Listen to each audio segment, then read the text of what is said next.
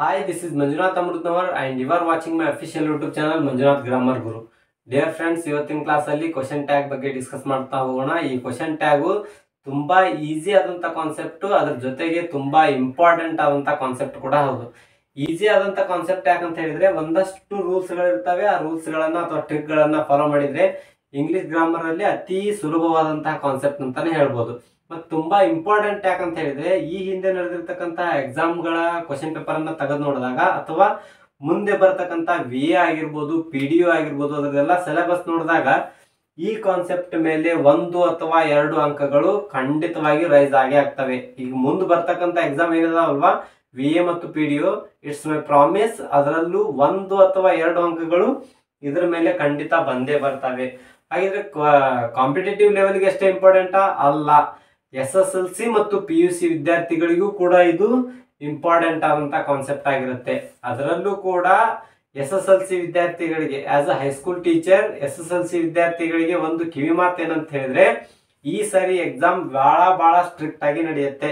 ಪ್ರತಿ ಎಕ್ಸಾಮಿನ ಕೊಠಡಿಯಲ್ಲೂ ಕೂಡ CCTV ಗಳನ್ನ ಅಳವಡಿಸ್ತಾರೆ. ಹೋದ ವರ್ಷದಿಂದನೇ ಇಂಪ್ಲಿಮೆಂಟ್ ಆಗಿದೆ.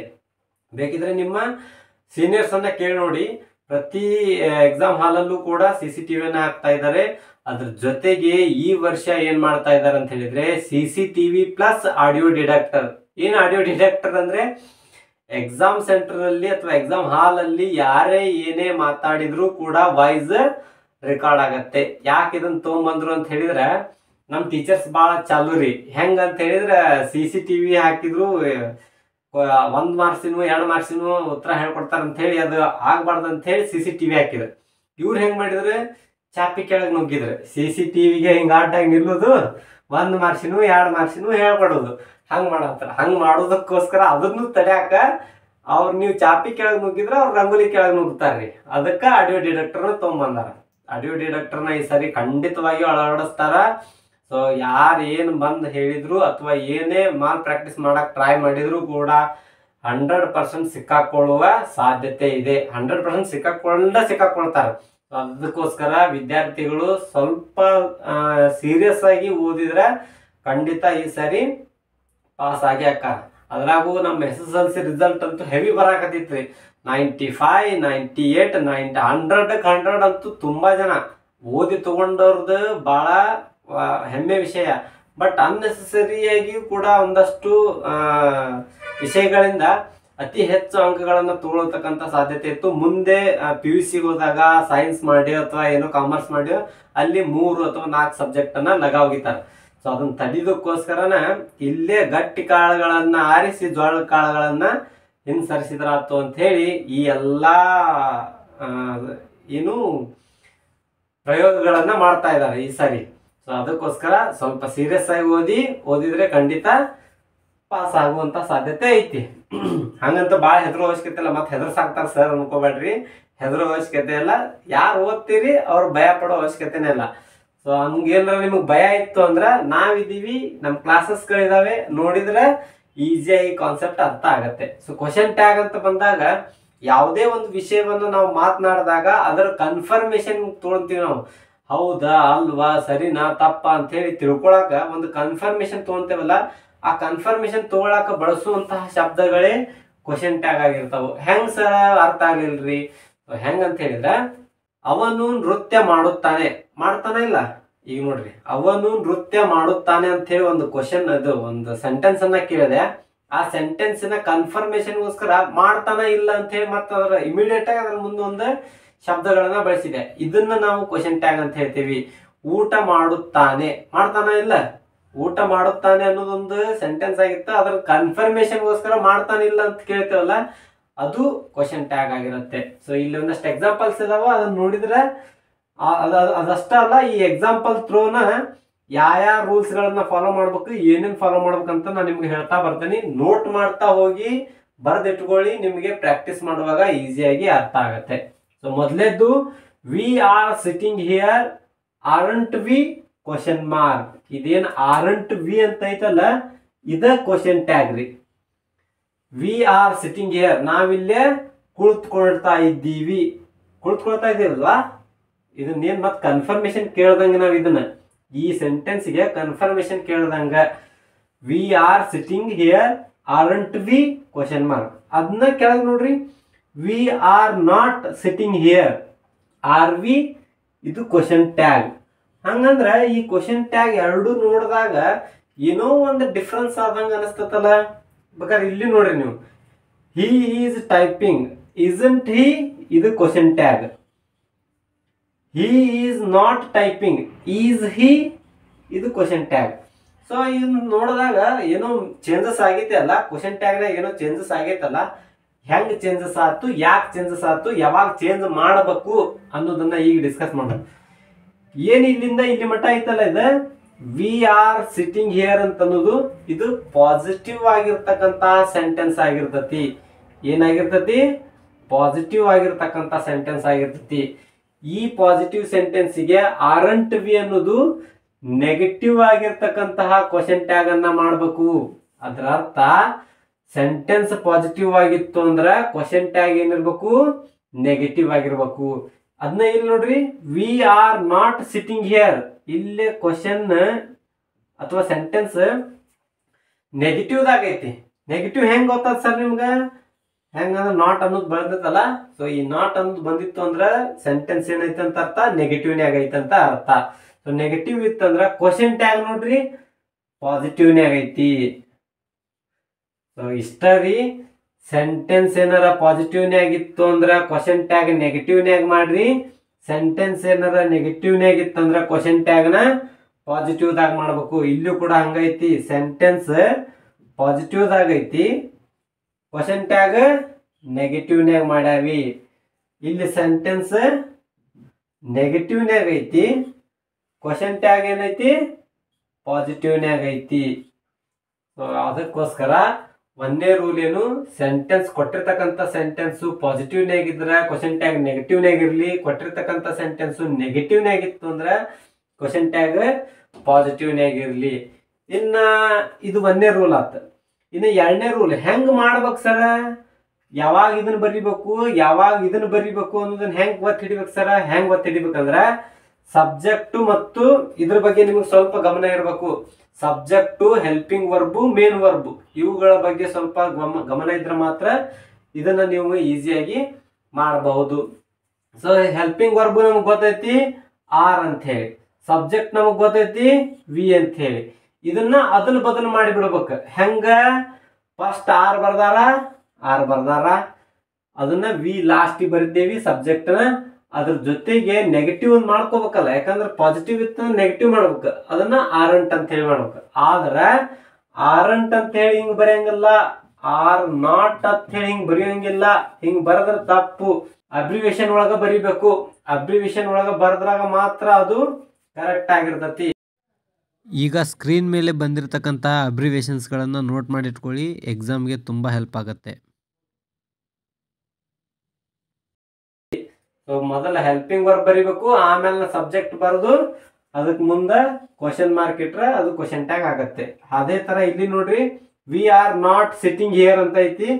ಇಲ್ಲಿ ಆರ್ ಅನ್ನೋದು ಫಸ್ಟ್ ಬಳಸ್ಕೊಂಡೇವಿ, ಅಂದ್ರೆ ಹೆಲ್ಪಿಂಗ್ ವರ್ಬ್ ನ ಫಸ್ಟ್ ಬಳಸ್ಕೊಂಡಾದ್ಮೇಲೆ ಸಬ್ಜೆಕ್ಟ್ ಬಳಸ್ಕೊಂಡೇವಿ. ಇಲ್ಲಿ ನಾಟ್ ಬಳಸ್ಕೊಂಡಿಲ್ಲ, ಯಾಕಂದ್ರೆ ಕ್ವಶನ್ ಆಲ್ರೆಡಿ ಅಥವಾ ಸೆಂಟೆನ್ಸ್ ಆಲ್ರೆಡಿ ಎದುರಾಗೈತಿ, ನೆಗೆಟಿವ್ ಫಾರ್ಮ್ನಾಗ ಐತಿ. ಅದಕ್ಕೋಸ್ಕರ ಇದನ್ನ ಪಾಸಿಟಿವ್ ಫಾರ್ಮ್ನಾಗ ಮಾಡಿವಿ. ಅದೇ ತರ ಇಲ್ಲಿ ಈಸ್ ಅನ್ನೋದು ಹೆಲ್ಪಿಂಗ್ ವರ್ಬ್, ಹಿ ಅನ್ನೋದು ಸಬ್ಜೆಕ್ಟ್. ಸೊ ಈಸ್ ಅನ್ನೋದನ್ನ ಫಸ್ಟ್ ಬಳಸ್ಕೊಂಡೇವಿ, ಆಮೇಲೆ ನೆಗೆಟಿವ್ನಾಗ ಮಾಡ್ಬೇಕಾಗಿತ್ತು, ಇಸಂಟ್ ಅಂತ ಹೇಳಿ ಮಾಡ್ಕೊಂಡ್ವಿ. ಅದರ ನಂತರದಲ್ಲಿ ಸಬ್ಜೆಕ್ಟ್ ಅನ್ನ ಬರ್ಕೊಂಡ್ವಿ. ಇಲ್ಲಿಯೂ ಕೂಡ ಸೇಮ್, ಈಸ್ ಅನ್ನು ಹೆಲ್ಪಿಂಗ್ ವರ್ಬ್ ಅನ್ನ ಬಳಸ್ಕೊಂಡೇವಿ, ನಾಟ್ ಅನ್ನೋದನ್ನ ಬಳಸಿಲ್ಲ. ಯಾಕಂತಂದ್ರ ಇಲ್ಲಿ ಆಲ್ರೆಡಿ ಏನೈತಿದೆ ನೆಗೆಟಿವ್ ದಾಗ ಐತಿ, ಅದಕ್ಕೋಸ್ಕರ ಇದನ್ನ ಪಾಸಿಟಿವ್ ದಾಗ ಮಾಡ್ಬೇಕಾಗಿತ್ತು, ಅದಕ್ಕೋಸ್ಕರ ನಾಟ್ ಬಳಸಲಿಲ್ಲ. ಇನ್ನ ಸಬ್ಜೆಕ್ಟ್ ಅನ್ನ ಈ ಕಡೆ ಬರದ್ವಿ, ಕ್ವಶನ್ ಮಾರ್ಕ್ ಇಟ್ರ ಕ್ವಶನ್ ಟ್ಯಾಗ್ ಮುಗೀತ್ರಿ. ಸರ್ ಈಗ ನಿಮ್ಗೆ ಇಷ್ಟ ಅರ್ಥ ಆಯ್ತ್ರಿ. ಒಂದೊಂದು ಸೆಂಟೆನ್ಸ್ ಒಳಗ ಹೆಲ್ಪಿಂಗ್ ವರ್ಬ್ ಬಂದಿರಂಗಿಲ್ಲ, ಡೈರೆಕ್ಟ್ ಮೇನ್ ವರ್ಬ್ ಅಷ್ಟೇ ಇರ್ತೈತಿ, ಸಬ್ಜೆಕ್ಟ್ ಇರ್ತೈತಿ, ಮೇನ್ ವರ್ಬ್ ಅಷ್ಟೇ ಇರ್ತೈತಿ. ಅಂತ ಟೈಮ್ನಾಗ ಹೆಲ್ಪಿಂಗ್ ವರ್ಬ್ ನ ಯಾವ ರೀತಿ ಐಡೆಂಟಿಫೈ ಮಾಡ್ಬೇಕು, ಯಾವ ರೀತಿ ಬಳಸ್ಬೇಕು ಸರ್ ಅಂತ ಕೇಳಿದ್ರೆ ಈಗ ಅಂತ ಒಂದಷ್ಟು ಎಕ್ಸಾಂಪಲ್ಸ್ ಗಳನ್ನ ಡಿಸ್ಕಸ್ ಮಾಡೋಣ. ಸೊ ಒಂದೇದ್ ನೋಡ್ರಿ, ದೇ ಹ್ಯಾವ್ ಅ ಕಾರ್. ಇಲ್ಲೇ ದೇ ಅನ್ನೋದು ಸಬ್ಜೆಕ್ಟ್, ಹ್ಯಾವ್ ಅನ್ನೋದು ಮೇನ್ ವರ್ಬ್. ಯಾವುದೇ ರೀತಿಯಾದಂತಹ ಹೆಲ್ಪಿಂಗ್ ವರ್ಬ್ ಇಲ್ಲ. ಬಟ್ ಇದನ್ನ ಕ್ವಶನ್ ಟ್ಯಾಗ್ ಮಾಡಿದಾಗ ಡೋಂಟ್ ದೇ ಅಂತ ಹೇಳಿ ಮಾಡೀವಿ. ಇಲ್ಲೇ ಪಾಸಿಟಿವ್ನ್ಯಾಗ ಐತಿ, ಇಲ್ಲೇ ನೆಗೆಟಿವ್ನ್ಯಾಗ ಮಾಡೀವಿ. ಆದ್ರೆ ಹೆಲ್ಪಿಂಗ್ ವರ್ಬ್ ಇಲ್ಲಲ್ಲ. ಆಗಲ್ಲಿ ಡಿಸ್ಕಸ್ ಮಾಡಿದ್ವಿ ಹೆಲ್ಪಿಂಗ್ ವರ್ಬ್ ಇದ್ವು. ಆ ಹೆಲ್ಪಿಂಗ್ ವರ್ಬ್ನ ಫಸ್ಟಿಗೆ ಬರ್ಕೋಬೇಕಂತ ಹೇಳಿದ್ದೆ. ಆಮೇಲೆ ಸಬ್ಜೆಕ್ಟ್ನ ಲಾಸ್ಟಿಗೆ ಬರೋದು ಕ್ವಶನ್ ಮಾರ್ಕ್ ಇಟ್ರೆ ಅದು ಕ್ವಶನ್ ಟ್ಯಾಗ್ ಅಂತ ಹೇಳಿದ್ದೆ. ಬಟ್ ಇಲ್ಲಿ ಯಾವುದೇ ರೀತಿಯಾದಂಥ ಹೆಲ್ಪಿಂಗ್ ವರ್ಬ್ ಇಲ್ಲ. ಹೆಲ್ಪಿಂಗ್ ವರ್ಬ್ ಇಲ್ಲದಂತ ಸಂದರ್ಭದೊಳಗ ಇದಕ್ಕೆ ಸಂಬಂಧಪಟ್ಟ ಹಂಗ ಹೆಲ್ಪಿಂಗ್ ವರ್ಬ್ ಅನ್ನ ತಗೋಬೇಕು. ಇಲ್ಲೇ ಪ್ಲೂರಲ್ ಇತ್ತಂದ್ರ ಪ್ಲೂರಲ್ ತಗೋಬೇಕು, ಇಲ್ಲೇ ಸಿಂಗ್ಯುಲರ್ ಇತ್ತಂದ್ರ ಸಿಂಗ್ಯುಲರ್ ಹೆಲ್ಪಿಂಗ್ ವರ್ಬ್ ಅನ್ನ ತಗೋಬೇಕು. ಸೊ ದೇ ಅನ್ನೋದು ಪ್ಲೂರಲ್ ಆಗಿರೋದ್ರಿಂದ ಡೂ ಅನ್ನುವಂತಹ ಪ್ಲೂರಲ್ ಹೆಲ್ಪಿಂಗ್ ವರ್ಬ್ ಅನ್ನ ತಗೊಂಡು ನೆಗೆಟಿವ್ ರೂಪದಲ್ಲಿ ಅದನ್ನ ಮಾಡಿ ಕ್ವಶನ್ ಟ್ಯಾಗ್ ಅನ್ನ ಮಾಡೇವಿ. ಇನ್ನು ಅದೇ ರೀತಿ ಇಲ್ಲಿ ನೋಡ್ರಿ, ರೋಸ್ ಸ್ಮೆಲ್ಸ್ ಸ್ವೀಟ್ ಅಂತ ಐತಿ. ಸೊ ಇಲ್ಲಿ ಯಾವುದೇ ರೀತಿಯಾದಂತಹ ಹೆಲ್ಪಿಂಗ್ ವರ್ಬ್ ಇಲ್ಲ. ರೋಸ್ ಅನ್ನೋದು ಸಬ್ಜೆಕ್ಟ್, ಸ್ಮೆಲ್ಸ್ ಅನ್ನೋದು V1. ಸೊ ಯಾವ ರೀತಿ ಮಿಡಲ್ ಹೆಲ್ಪಿಂಗ್ ವರ್ಬ್ ಇಲ್ಲ. ಬಟ್ ಅದನ್ನ ಕ್ವಶನ್ ಟ್ಯಾಗ್ ಮಾಡುವಾಗ ಇದು ಎದ್ರಾಗೈತಿ, ಪಾಸಿಟಿವ್ನ್ಯಾಗ ಐತಿ. ಸೊ ಅದನ್ನ ನೆಗೆಟಿವ್ದಾಗ ಮಾಡ್ಬೇಕು. ನಾವು ನೆಗೆಟಿವ್ದಾಗ ಮಾಡೀವಿ ಡಸಂಟ್ ಇಟ್ ಅಂತ ಹೇಳಿ. ಮತ್ತಿಲ್ಲಿ ದೇ ಇತ್ತು, ದೇ ಡೈರೆಕ್ಟ್ ಬಳಸಿದ್ರಿ. ಇಲ್ಲಿ ರೋಸ್ ಇತ್ತು, ರೋಸ್ ಅಂತ ಯಾಕೆ ಬಳಸಲಿಲ್ಲ, ಇಟ್ ಯಾಕೆ ಬಳಸಿದ್ರಿ? ಯಾಕೆ ಬಳಸಿದ್ವಿ ಅಂದ್ರ ಇದು ಸಿಂಗ್ಯುಲರ್ ಥರ್ಡ್ ಪರ್ಸನ್ ಆಗಿರೋದ್ರಿಂದ ಇದನ್ನ ಆಸ್ ಇಟ್ ಈಸ್ ಬಳಸೋ ಹಂಗಿಲ್ಲ. ಇದಕ್ಕೆ ಸಂಬಂಧಪಟ್ಟಂಗ ವಸ್ತುಗಳು ಅಥವಾ ಏನಾರ ವಿಷಯಗಳು ಬಂದಿದ್ವು ಅಂದ್ರ ಅದಕ್ಕ ಇಟ್ ಅಂತ ಹೇಳಿ ಬಳಸಬೇಕು. ಹೆಸರದು ಏನಾರ ಬಂದಿದ್ವು ಅಂದ್ರ ಆ ಹೆಸರಿಗೆ ಅನುಗುಣವಾಗಿ ಹಿ ಅಥವಾ ಸಿ ಅನ್ನ ಬಳಸಬೇಕು. ಸೊ ಇಲ್ಲಿ ರೋಸ್ ಅನ್ನೋದು ವಸ್ತು ಆಗಿರೋದ್ರಿಂದ ವಸ್ತುವಿಗೆ ನಾವೇನ್ ಬಳಸಬೇಕು, ಇಟ್ ಅನ್ನುವಂತಹ ಪ್ರನೌನ್ ಅನ್ನ ಬಳಸ್ತೀವಿ. ಇನ್ನು ಡಸಂಟ್ ಅಂತ ಯಾಕೆ ಬಳಸೇವಿ? ಇಲ್ಲಿ ಯಾವುದೇ ಹೆಲ್ಪಿಂಗ್ ವರ್ಬ್ ಇಲ್ಲ. ಹೆಲ್ಪಿಂಗ್ ವರ್ಬ್ ಇಲ್ಲದಕ್ಕಾಗಿ ಇದಕ್ಕೆ ಸಂಬಂಧಪಟ್ಟಂಗ ಹೆಲ್ಪಿಂಗ್ ವರ್ಬ್ ಅನ್ನ ತಗೋಬೇಕು ನಾವ. ಇದು ಸಿಂಗ್ಯುಲರ್ ಇದ್ರ ಸಿಂಗ್ಯುಲರ್ ತಗೋಬೇಕು, ಪ್ಲೂರಲ್ ಇತ್ತಂದ್ರ ಪ್ಲೂರಲ್ ತಗೋಬೇಕು. ಇದು ರೋಸ್ ಅನ್ನೋದು ಸಿಂಗ್ಯುಲರ್ನ್ಯಾಗ ಐತಿ, ಅದಕ್ಕ ಡಸಂಟ್ ಅಂತ ಹೇಳಿ ತಗೊಂಡೇವಿ. ಎಂಟಿ ಯಾಕೆ ಹಾಕೊಂಡ್ರಿ? ಅಂದ್ರೆ ಇದನ್ನ ನೆಗೆಟಿವ್ ದಾಗ ಮಾಡ್ಬೇಕು ನಾವು, ಅದಕ್ಕೋಸ್ಕರ ಡಸಂಟ್ ಅಂತ ಹೇಳಿ ಮಾಡ್ಕೊಂಡೇವಿ. ಇನ್ನು ಪಾಸಿಟಿವ್ ಮಾಡ್ಬೇಕಾಗಿತ್ತಂದ್ರ ನಾಟ್ ತೆಗೆದು ಡಸ್ ಇಟ್ ಅಂತ ಹೇಳಿ ಬರೆದ್ರ ಕರೆಕ್ಟ್ ಆಕಿತ್ತು. ಬಟ್ ಈಗ ನಮ್ಗೆ ನೆಗೆಟಿವ್ ಮಾಡ್ಬೇಕಾಗಿತ್ತು, ಅದಕ್ಕೆ ಡಸಂಟ್ ಅಂತ ಮಾಡೇವಿ. ಇನ್ನು third one, Raju eats food doesn't ಹಿ. ಇದು ಪಾಸಿಟಿವ್ ದಾಗ ಐತಿ, ಇದನ್ನ ಕ್ವಶನ್ ಟ್ಯಾಗ್ ನ ನೆಗೆಟಿವ್ ದಾಗ ಮಾಡೇವಿ. ಇಲ್ಲೇನ್ ಪ್ರಾಬ್ಲಮ್ ಇಲ್ಲ. ಸೊ ಹಂಗಿದ್ರೆ ಹೆಲ್ಪಿಂಗ್ ವರ್ಬ್ ಏನ್ರ ಐತ್ಯಾ? ರಾಜು ಅನ್ನೋದು ಸಬ್ಜೆಕ್ಟ್, ಈಟ್ಸ್ ಅನ್ನೋದು V1. ಬಟ್ ಹೆಲ್ಪಿಂಗ್ ವರ್ಬ್ ಯಾವ್ದು ಇಲ್ಲ. ಇಲ್ಲ ಅಂತ ಹೇಳಿದ್ರೆ ಈ ಸಬ್ಜೆಕ್ಟ್ ಗೆ ಅನುಗುಣವಾಗಿ ಹೆಲ್ಪಿಂಗ್ ವರ್ಬ್ ಅನ್ನ ತಗೋಬೇಕು. ರಾಜು ಅನ್ನೋದು ಸಿಂಗ್ಯುಲರ್ ಆಗಿರೋದ್ರಿಂದ ಡಸ್ ಅನ್ನೋದು ಸಿಂಗ್ಯುಲರ್ ಹೆಲ್ಪಿಂಗ್ ವರ್ಬ್ ಆಗಿರ್ತತಿ. ಸೊ NT ಯಾಕೆ ಹಾಕೊಂಡ್ವಿ? ಇದು ಪಾಸಿಟಿವ್ ದಾಗ ಐತಿ ಸೆಂಟೆನ್ಸ್, ಅದಕ್ಕೋಸ್ಕರ ಕ್ವಶನ್ ಟ್ಯಾಗ್ ನ NT ಹಾಕೊಂಡು ನೆಗೆಟಿವ್ ದಾಗ ಮಾಡ್ಬೇಕು. ಅದಕ್ಕೋಸ್ಕರ ನಾಟ್ ಅಂತ ಹಾಕೊಂಡು ಹಿ ಅಂತ ಹಾಕೊಂಡ್ವಿ. ರಾಜು ಅಂತಿತ್ತಲ್ಲ, ಮತ್ತೆ ಯಾಕೆ ಹಿ ಹಾಕೊಂಡ್ರಿ? ಇದು ರಾಜು ಅನ್ನೋದು ಪ್ರನೌನ್ ಅಂತ ಬಂದಾಗ ಏನ್ ಇಂಡಿಕೇಟ್ ಮಾಡ್ತತಿ? ಹಿ ಅನ್ನುವಂತಹ ಪ್ರನೌನ್ ಅನ್ನ ಇಂಡಿಕೇಟ್ ಮಾಡ್ತತಿ. ಆಸ್ ಇಟ್ ಈಸ್ ಹೆಸರು ಬಳಸೋಂಗಿಲ್ಲ. ಹುಡುಗಿ ಹೆಸರು ಇತ್ತಂದ್ರ ಸಿ ಬಳಸಬೇಕು, ಹುಡುಗನ ಹೆಸರು ಇತ್ತಂದ್ರ ಹಿ ಬಳಸಬೇಕು. ಮುಂದೆ ಕ್ವಶನ್ ಮಾರ್ಕ್ ಬರ್ಲೇಬೇಕು. ಹಂಗ ಬಂದಾಗ ಮಾತ್ರ ಕ್ವಶನ್ ಟ್ಯಾಗ್. ಇದಕ್ಕಾಗಿ ಬಹಳ ಹೆವಿ ಓದಿ ಹೆವಿ ನಾಲೆಜ್ ತಗೋಬೇಕಂತಿಲ್ರಿ. ಸ್ವಲ್ಪ ಸೂಕ್ಷ್ಮವಾಗಿ ಅದಲ್ ಬದಲ್ ಮಾಡ್ಕೊಂತ ಹೋಗ್ಬಿಟ್ರೆ ಸ್ವಲ್ಪ ಇಂಥ ಹೆಸರುಗಳು ಬಂದಾಗ ಪ್ರನೌನ್ಗಳನ್ನ ಯೂಸ್ ಮಾಡೋದು ಗೊತ್ತಿತ್ತಂದ್ರ ಈಸಿಯಾಗಿ ಇದನ್ನ ಮಾಡ್ಬೋದು. ಇಲ್ಲಿ ನೋಡ್ರಿ, ವಾಣಿ ಡ್ರಿಂಕ್ಸ್ ವಾಟರ್ ಅಂತ ಐತಿ. ಪಾಸಿಟಿವ್ ದಾಗ ಐತ್ಯಾ? ಐತಿ. ಸಬ್ಜೆಕ್ಟ್ ವಾಣಿ, ಡ್ರಿಂಕ್ಸ್ ಅನ್ನೋದು V1. ಇದನ್ನ ಅದನ್ನ ಬದಲು ಮಾಡ್ಬೇಕು. ಅದನ್ನ ಬದಲು ಮಾಡ್ಬೇಕಂದ್ರ ನಮ್ಗೆ ಹೆಲ್ಪಿಂಗ್ ವರ್ಬ್ ಬೇಕು. ಬಟ್ ಇಲ್ಲಿ ಹೆಲ್ಪಿಂಗ್ ವರ್ಬ್ ಇಲ್ಲ. ಇಲ್ಲಂದ್ರೆ ಏನಾಯ್ತು, ಈ ಸಬ್ಜೆಕ್ಟ್ ಗೆ ಅನುಗುಣವಾಗಿ ಹೆಲ್ಪಿಂಗ್ ವರ್ಬ್ ಅನ್ನ ತಗೋಬೇಕು. ಡಸ್ ಅನ್ನೋದು ಸಿಂಗ್ಯುಲರ್, ವಾಣಿ ಅನ್ನೋದು ಸಿಂಗ್ಯುಲರ್ ಆಗಿರೋದ್ರಿಂದ ಡಸ್ ಅನ್ನೋದನ್ನ ಸಿಂಗ್ಯುಲರ್ ಆಗಿ ಬಳಸ್ಕೊಂಡ್ವಿ. ದೇ ಅನ್ನೋದು ಪ್ಲೂರಲ್ ಆಗಿರೋದ್ರಿಂದ ಡೂ ಅನ್ನೋದನ್ನ ಬಳಸ್ಕೊಂಡಿದ್ವಿ. ಅದನ್ನ ನೆನಪಿರ್ಲಿ. ಇದು ವಾಣಿ ಡಸ್, ವಾಣಿ ಅನ್ನೋದು ಸಿಂಗ್ಯುಲರ್, ಅದಕ್ಕೋಸ್ಕರ ಡಸ್ ಬಳಸಾತೇವಿ. ಇನ್ನು ನಾಟ್ ಯಾಕೆ ಬಳಸಿದ್ವಿ? ಯಾಕಂದ್ರೆ ಇದು ಪಾಸಿಟಿವ್ ಇತ್ತು, ನೆಗೆಟಿವ್ ದಾಗ ಮಾಡ್ಬೇಕಾಗಿತ್ತು, ಅದಕ್ಕೋಸ್ಕರ ನಾಟ್ ಅನ್ನ ಬಳಸಿದ್ವಿ. ಇನ್ನು ವಾಣಿ ಅಂತಿತ್ತಲ್ಲ, ಮತ್ತೆ ವಾಣಿ ಯಾಕೆ ಬಳಸಲಿಲ್ಲ? ಸಿ ಯಾಕೆ ಬಳಸಿದ್ವಿ? ಕ್ವಶನ್ ಟ್ಯಾಗ್ ಮಾಡುವಾಗ ಹೆಸರು ಬಂದ್ರ ಅಥವಾ ವಸ್ತುಗಳ ಹೆಸರು ಬಂದ್ರ ಆ ವಸ್ತು ಹೆಸರು ಬಂದಾಗ ಇಟ್ ಬಳಸಬೇಕು, ಹುಡುಗಿ ಹೆಸರು ಬಂದಾಗ ಸಿ ಬಳಸಬೇಕು, ಹುಡುಗನ ಹೆಸರು ಬಂದಾಗ ಹಿ ಬಳಸಬೇಕು. ಸೊ ಈ ರೀತಿ ಬಳಸಿದ್ವಿ. ಮುಂದೆ ಕ್ವಶನ್ ಮಾರ್ಕ್ ಅನ್ನ ಹಾಕಿದ್ವಿ. ಕ್ವಶನ್ ಟ್ಯಾಗ್ ನಮ್ದು ಆಯ್ತು. ಇಲ್ಲಿ ನೋಡ್ರಿ, we jump on the stage ಅಂತ ಐತಿ. ಸೆಂಟೆನ್ಸ್ ಎದ್ರಾಗೈತಿ? ಪಾಸಿಟಿವ್ ದಾಗ ಐತಿ. ಕ್ವಶನ್ ಟ್ಯಾಗ್ ಎದ್ರಾಗ ಮಾಡ್ಬೇಕು? ನೆಗೆಟಿವ್ ದಾಗ ಮಾಡ್ಬೇಕು. ಮಾಡ್ಯಾರ. ಡೋಂಟ್ ವಿ ಅಂತ ಐತಿ. ಸೊ ವಿ ಅನ್ನೋದು ಸಬ್ಜೆಕ್ಟ್, ಜಂಪ್ ಅನ್ನೋದು V1. ಬಟ್ ಯಾವುದೇ ರೀತಿಯಾದಂತಹ ಹೆಲ್ಪಿಂಗ್ ವರ್ಬ್ ಇಲ್ಲ. ಹೆಲ್ಪಿಂಗ್ ವರ್ಬ್ ಇಲ್ಲ ಅಂದ್ರೆ ಏನರ್ಥ, ಇದಕ್ಕೆ ಸಂಬಂಧಪಟ್ಟಂಗೆ ಹೆಲ್ಪಿಂಗ್ ವರ್ಬ್ ತಗೋಬೇಕು ನಾವು. ವಿ ಅನ್ನೋದು ಪ್ಲೂರಲ್ನಾಗ ಐತಿ, ಅದಕ್ಕೋಸ್ಕರ ಡೂ ಅನ್ನುವಂತಹ ಪ್ಲೂರಲ್ ಹೆಲ್ಪಿಂಗ್ ವರ್ಬ್ ಅನ್ನ ತಗೊಂಡ್ವಿ. ತಗೊಂಡ್ ಕ್ಯಾರ್ಲೆ ನಾಟ್ ಅನ್ನೋದನ್ನ ಆಡ್ ಮಾಡ್ಕೊಂಡ್ವಿ. ಯಾಕೆ ಮಾಡ್ಕೊಂಡ್ವಿ, ನೆಗೆಟಿವ್ ದಾಗ ಮಾಡ್ಬೇಕಾಗಿತ್ತು ಕ್ವಶನ್ ಟ್ಯಾಗ್, ಅದಕ್ಕೋಸ್ಕರ ನಾಟ್ ಅನ್ನ ಆಡ್ ಮಾಡ್ಕೊಂಡ್ವಿ. ವಿ ಅನ್ನೋದನ್ನ ಆಸ್ ಇಟ್ ಈಸ್ ಬರ್ದ್ವಿ. ಇಲ್ಲೇನಾರ ಪ್ರನೌನ್ಗಳು ಬಂದಿದ್ವು ಅಂದ್ರ ಆ ಪ್ರನೌನ್ಗಳನ್ನ ಆಸ್ ಇಟ್ ಈಸ್ ಬಳಸಬೇಕು. ಇಲ್ಲೇನಾರ ಹೆಸರುಗಳು ಬಂದಿದ್ವು ಅಂದ್ರ ಆ ಹೆಸರಿಗೆ ಅನುಗುಣವಾಗಿ ಪ್ರನೌನ್ಗಳನ್ನ ಬಳಸಬೇಕು. ಇದು ಪ್ರೆಸೆಂಟ್ ಟೆನ್ಸ್ ನ್ಯಾಗ ಆತ. ಇನ್ನು ಪಾಸ್ಟ್ ಟೆನ್ಸ್ ನ್ಯಾಗ ಬಂದಿದ್ವು ಅಂದ್ರ ಪಾಸ್ಟ್ ಟೆನ್ಸ್ ರೂಪದಾಗನ ಕ್ವಶನ್ ಟ್ಯಾಗ್ ಅನ್ನ ಮಾಡ್ಬೇಕು. ಒಂದಷ್ಟು ಡಿಸ್ಕಸ್ ಮಾಡೋಣ. ಸೊ ಇಲ್ಲೊಂದಷ್ಟು ಎಕ್ಸಾಂಪಲ್ಸ್ ಅದಾವು. ಈ ಎಕ್ಸಾಂಪಲ್ಸ್ ಬಿಡಿಸಿದ್ಮೇಲೆ ಇನ್ನೂ ಎಷ್ಟು ಕಾನ್ಸೆಪ್ಟ್ ಗಳು ನಿಮ್ಗೆ ಕ್ಲಿಯರ್ ಹಾಕೊಂತ ಹೋಗತಿ. ಎಷ್ಟು ಎಕ್ಸಾಂಪಲ್ಸ್ ಗಳನ್ನ ಬಿಡಿಸ್ತಾ ಹೋಗ್ತೀವಿ ಅಷ್ಟು ಕಾನ್ಸೆಪ್ಟ್ ಅರ್ಥ ಆಕತ್ರಿ. ಐ ರೋಟ್ ಅ ಪೋಯಮ್ ಅಂತ ಐತಿ, ಪಾಸ್ಟ್ ಟೆನ್ಸ್ ನಾಗ ಐತಿ. ರೋಟ್ ಅನ್ನೋದು ಪಾಸ್ಟ್ ಟೆನ್ಸ್ ಅನ್ನ ಇಂಡಿಕೇಟ್ ಮಾಡ್ತೈತಿ. ಸಬ್ಜೆಕ್ಟ್ ಏನು ಐ, ರೋಟ್ ಅನ್ನೋದು V2. ಬಟ್ ಯಾವುದೇ ರೀತಿಯಾದಂತ ಹೆಲ್ಪಿಂಗ್ ವರ್ಬ್ ಇಲ್ಲ. ಅಂತ ಟೈಮ್ನಾಗೂ ನಾವು ಕ್ವಶನ್ ಟ್ಯಾಗ್ ಮಾಡ್ಬೇಕಂದಾಗ ಪಾಸ್ಟ್ ಟೆನ್ಸ್ ನಾಗ ಇದ್ರ ಪಾಸ್ಟ್ ಟೆನ್ಸ್ ನಾಗ ಕ್ವಶನ್ ಟ್ಯಾಗ್ ಬರ್ಬೇಕು. ಹೆಲ್ಪಿಂಗ್ ವರ್ಬ್ ಇದಕ್ಕೆ ಅನುಗುಣವಾಗಿ ಹೆಲ್ಪಿಂಗ್ ವರ್ಬ್ ತಗೋಬೇಕು. Past tense Nagina helping verb ತಗೋಬೇಕು, ಡಿಡ್ ಅನ್ನೋದು. ಇನ್ನು ನಾಟ್ ಯಾಕೆ ಬಳಸಿದ್ವಿ, ಇದು ಪಾಸಿಟಿವ್ ದಾಗಿತ್ತು, ಅದಕ್ಕೆ ಇದನ್ನ ನೆಗೆಟಿವ್ ದಾಗ ಕ್ವಶನ್ ಟ್ಯಾಗ್ ಮಾಡ್ಬೇಕಾಗಿತ್ತು, ನಾಟ್ ಬಳಸಿದ್ವಿ. So I wrote a poem ಅನ್ನೋದಕ್ಕ ಡಿಡಂಟ್ ಐ. ಸೊ ಸಬ್ಜೆಕ್ಟ್ ನಾಗ ಐ ಐತಿ, ಅದಕ್ಕೆ ಸಬ್ಜೆಕ್ಟ್ ನಾಗ ಕ್ವಶನ್ ಟ್ಯಾಗ್ ನಾಗ ಐ ಅನ್ನ ಬಳಸೀವಿ, ಮುಂದೆ ಕ್ವಶನ್ ಮಾರ್ಕ್ ಬರ್ದೇವಿ. ನೆಕ್ಸ್ಟ್ ನೋಡ್ರಿ, ಸಿ ಸ್ಯಾಂಗ್ ಅ ಸಾಂಗ್ ಅಂತ ಐತಿ. ಸಿ ಅನ್ನೋದು ಸಬ್ಜೆಕ್ಟ್, ಸ್ಯಾಂಗ್ ಅನ್ನೋದು V2, ಪಾಸ್ಟ್ ಟೆನ್ಸ್ ನಾಗ ಐತಿ. ಅದಕ್ಕೆ ಸಂಬಂಧಪಟ್ಟಂಗ ಪಾಸ್ಟ್ ಟೆನ್ಸ್ ಇಂದ ಕ್ವಶನ್ ಟ್ಯಾಗ್ ಮಾಡ್ಬೇಕು. ಸೊ ಸಿ ಅನ್ನೋದು ಸಿಂಗ್ಯುಲರ್ ಆಗಿರೋದ್ರಿಂದ ಇಲ್ಲಿ ಸಿಂಗ್ಯುಲರ್ ಪ್ಲೂರಲ್ ಅಂತ ಬರಂಗಿಲ್ಲ. ಯಾವಾಗ ಪಾಸ್ಟ್ ಫಾರ್ಮ್ ನಾಗ ಇದ್ದಾಗ ಎಲ್ಲಾ ಕಡೆ ಡಿಡ್ ಬಳಸ್ಬಿಟ್ರೆ ಮುಗಿದ್ ಹೋತ. ಡಿಡ್ ಬಳಸೇವಿ, ಪಾಸ್ಟ್ ಟೆನ್ಸ್ ನಾಗ ಐತಿ, ಅದಕ್ಕೆ ಮುಂದೆ ನಾಟ್ ಬಳಸೇವಿ. ಯಾಕಂದ್ರ ಪಾಸಿಟಿವ್ ದಾಗ ಐತಿ ಸೆಂಟೆನ್ಸ್, ಅದಕ್ಕೋಸ್ಕರ ನೆಗೆಟಿವ್ ದಾಗ ಕ್ವಶನ್ ಟ್ಯಾಗ್ ಅನ್ನ ಮಾಡ್ಬೇಕಾಗಿತ್ತು, ನಾಟ್ ಬಳಸಿದ್ವಿ. ಇನ್ನ ಸಿ ಡೈರೆಕ್ಟ್ ಆಸ್ ಇಟ್ ಈಸ್ ಬಳಸೇವಿ, ತೊಂದ್ರೆ ಇಲ್ಲ. ಇಲ್ಲೇನಾರ ಹೆಸರು ಬಂದಿತ್ತು ಅಂದ್ರ ಅವಾಗೂ ಸಿನ ಬಳಸಬೇಕು, ಅದು ನೆನಪಿರ್ಲಿ. ಇನ್ನ ಕ್ವಶನ್ ಮಾರ್ಕ್ ಹಾಕ್ಬೇಕು, ಕ್ವಶನ್ ಟ್ಯಾಗ್ ರೆಡಿ. ಇನ್ ನೋಡ್ರಿ ಇಲ್ಲಿ ಸ್ವಲ್ಪ ಸೂಕ್ಷ್ಮವಾಗಿ ನೋಡ್ರಿ, ಐ ಆಮ್ ಫ್ರಮ್ ಇಂಡಿಯಾ ಅಂತ ಐತಿ. ಐ ಅನ್ನೋದು ಸಬ್ಜೆಕ್ಟ್, ಆಮ್ ಅನ್ನೋದು V1. ಆರಂಟ್ ಐ ಅನ್ನುವಂತಹ ಕ್ವಶನ್ ಟ್ಯಾಗ್ ಮಾಡ್ಯಾರ. ಯಾಕೆ ಸರ್ ಆಮ್ ಅಂತ ಬಂದಾಗ ಆಮಂಟ್ ಐ ಮಾಡ್ಬೇಕಾಗಿತ್ತಲ್ಲ, ಯಾಕೆ ಆಮಂಟ್ ಐ ಮಾಡ್ಲಿಲ್ಲ, ಆರಂಟ್ ಐ ಯಾಕೆ ಮಾಡಿದ್ರಿ?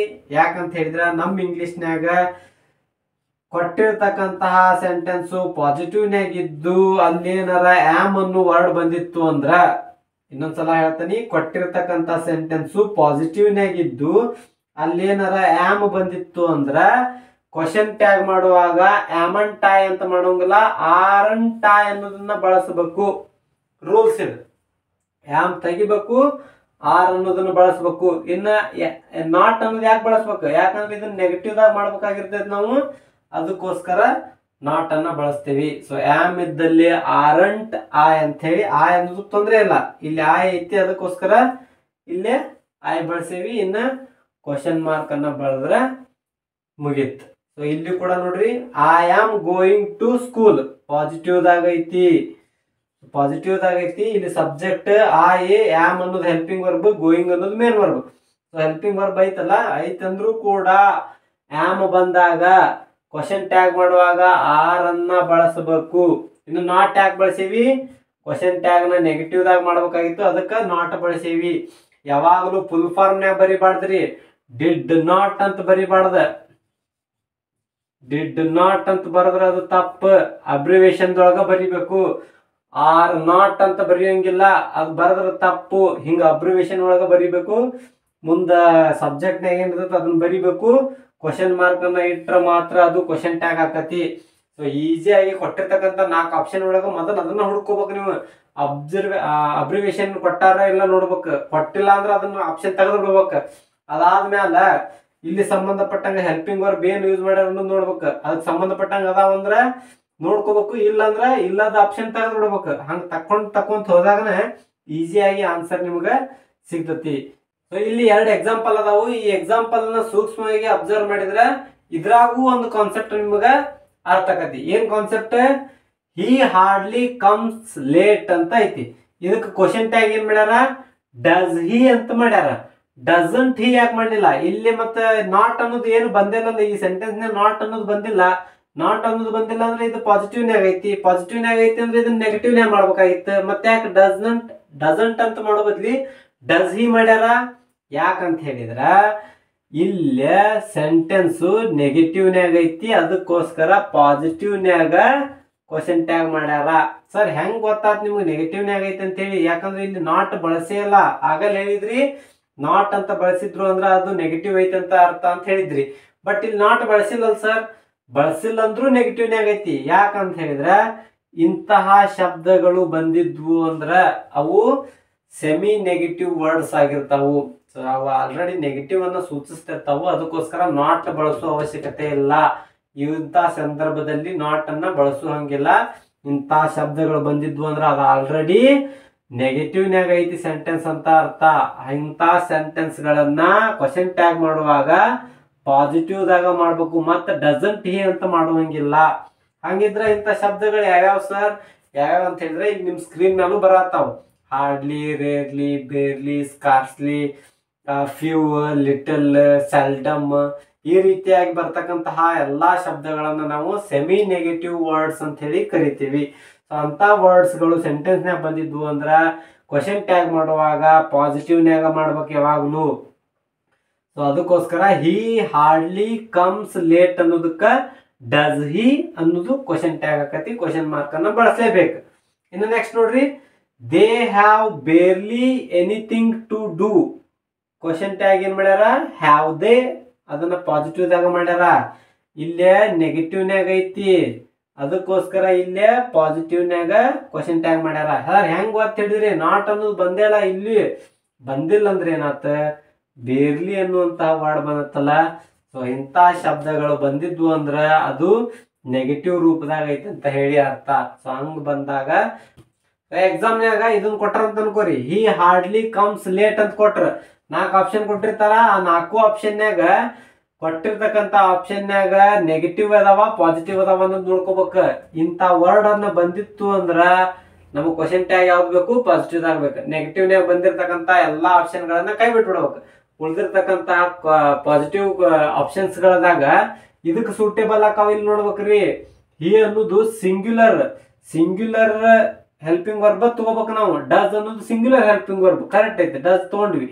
ಆಮೇಲೆ ಇಲ್ಲಿ ಸಬ್ಜೆಕ್ಟ್ನಾಗ ಹಿ ಐತೆ, ಸಿ ಐತೆ, ಏನೈತೆ ಅನ್ನೋದು ನೋಡ್ಕೋಬೇಕು. ಅದ್ರ ಪ್ರಕಾರನ ಇಲ್ಲಿ ಬಳಸ್ಕೋಬೇಕು. ಇಲ್ಲಿ ಹಿ ಐತಿ, ಕರೆಕ್ಟ್ ಆಗಿ ಹೀನ ಬಳಸ್ಕೊಂಡ್ರ. ಸಿ ಇದ್ರೆ ಸಿ ಬಳಸ್ಕೋಬೇಕಾಗಿತ್ತು. ಹೆಸರು ಇದ್ದಿತ್ತಂದ್ರ ಹೆಸರು, ಹುಡುಗಿದಾಗಿತ್ತಂದ್ರ ಸಿ, ಹುಡುಗಂದಾಗಿತ್ತಂದ್ರ ಹಿ, ಯಾವ್ದಾದ್ರ ವಸ್ತು ಆಗಿತ್ತಂದ್ರ ಇಟ್. ಈ ರೀತಿ ಬಳಸ್ಕೊಂಡು ಕ್ವಶನ್ ಟ್ಯಾಗ್ ಅನ್ನ ಮಾಡಿ 1 ಮಾರ್ಕ್ಸ್ ಅನ್ನ ಈಸಿಯಾಗಿ ಪಡ್ಕೋಬಹುದು. ಸೊ ಇದಷ್ಟು ಕ್ವಶನ್ ಟ್ಯಾಗ್ ಬಗ್ಗೆ ಆಯ್ತು. ಹಂಗ ತಿಳ್ಕೊಂತ ಹೋದ್ರ ಹೆವಿ ಐತ್ರಿ. ಇದು ಕೂಡ ಅಷ್ಟು ಸಲೀಸಿಲ್ಲ, PhD ನ ಮಾಡ್ಬೋದು ಇದ್ರಾಗು, ಅಷ್ಟು ಕಾನ್ಸೆಪ್ಟ್ ಐತಿ. ಬಟ್ ನಮಗ ಎಕ್ಸಾಮ್ ಪರ್ಪಸ್ ಎಷ್ಟು ಬೇಕು, ಎಷ್ಟು ಡೈಜೆಷನ್ ಆಕತಿ ಅಷ್ಟನ್ನ ಮಾತ್ರ ನಾವು ಕಲ್ತ್ರ ಸಾಕು. ಸೊ ನೆಕ್ಸ್ಟ್ ಕ್ಲಾಸ್ ಅಲ್ಲಿ ಮತ್ತೆ ಹೊಸ ಕಾನ್ಸೆಪ್ಟ್ ಒಂದಿಗೆ ಮೀಟ್ ಮಾಡೋಣ. ಅಲ್ಲಿವರೆಗೂ ಬಾಯ್, ಹ್ಯಾವ್ ಅ ನೈಸ್ ಡೇ.